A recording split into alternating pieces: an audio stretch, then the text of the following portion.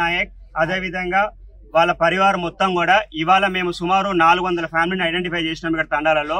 ఆ 400 ఫ్యామిలీలకి ఇప్పుడు మేము నిత్యావసరాలు మాత్రమే అందజేస్తూ ఉన్నాము. నాకు తెలిసి 15-20 రోజులు వాళ్ళకి వస్తాయేమో. దాని తర్వాత మళ్ళీ కూడా నేను గవర్నమెంట్ వాళ్ళతో ఒక లిస్టు తెప్పించుకొని అసలు ఏం జరిగింది, ఏం చేయడానికి మా నుంచి ఏమైనా సహకారం అవసరమా, లేకపోతే మేము ప్రభుత్వంపై ఇంకా ఏమైనా తీసుకురావడానికి ఏమైనా ఆస్కారం ఉన్నదో ట్రై చేస్తాం. సంస్థ నుంచి ఓన్లీ నిత్యావసరాలైనా ఆర్థిక ఇప్పుడు ప్రస్తుతం అయితే నిత్యావసర సరుకులు ఇస్తా ఉన్నాము. తదుపరి ఇంకా మళ్ళీ మేము డిస్కస్ చేసుకొని ఏం చేయాలి ఏంటో తెలియజేస్తాం.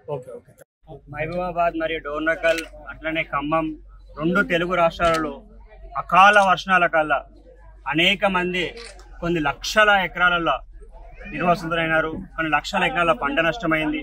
మహబూబాబాద్ లో సుమారు 6 లక్షల ఎకరాల పంట నష్టం జరిగినట్లు రికార్డ్ అయింది.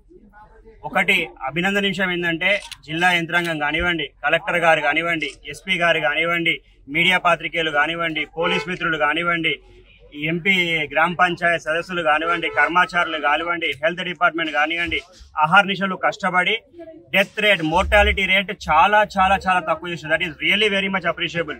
నాకు తెలిసి కేవలం 2 మంది ఈ వాగు వల్ల చనిపోయినారు. అది కూడా వేరే ఊరు నుంచి వచ్చి ఇక్కడ క్రాస్ అవుట్ అయింది. కానీ ఇంత పెద్ద ఇన్సిడెంట్ అయినా కూడా ఇక్కడ ఎవ్వరూ కూడా మోర్టాలిటీ రేట్ రాకపోవడం నిజంగా చాలా చాలా చాలా అభినందనీయం. ఎంతో మంది ఏదేదో మాట్లాడుతూ ఉంటారు కానీ ఇంత కష్టకాలంలో ప్రభుత్వం కానివ్వండి, ఈ ప్రతి ఒక్క సంస్థలు కానివ్వండి, ఎన్జిఓలు కానివ్వండి, అనేక విధాలుగా ఎన్జిఓలు కూడా తీసుకొచ్చి ఇట్లా చేసి సహాయం అందించడం అనేది చాలా ఇది. మీ అందరి తరఫున మరొక్కసారి కూడా నేను కూడా మీ అందరి తరఫున ఒకసారి ప్రధానమంత్రి గారికి లేఖ రాసి, అదే విధంగా 2 కేంద్ర మంత్రులు ఉన్నారు మన దగ్గర, ఒకరు కిషన్ రెడ్డి గారు, మరొకరు బండి సంజయ్ గారు. మీ అందరి తరఫున నేను ఒక్కసారి చేతులు జోడించి వాళ్ళని నమస్కరిస్తా ఉన్నా. దయచేసి మీరందరూ కూడా, మీ ఇద్దరు కూడా ప్రధానమంత్రి గారిపై ఒత్తిడి తీసుకుని వచ్చి దీన్ని జాతీయ విపత్తుగా ప్రకటించి తక్షణ సహాయం కింద 25,000 కోట్లు మంజూరు చేసే జవాబారి మీ భుజాలపై తీసుకోండి. మీరు ఒక్కసారి మీ అందరినీ కూడా సీఎం గారు కూడా ఇక్కడికి వచ్చినారు.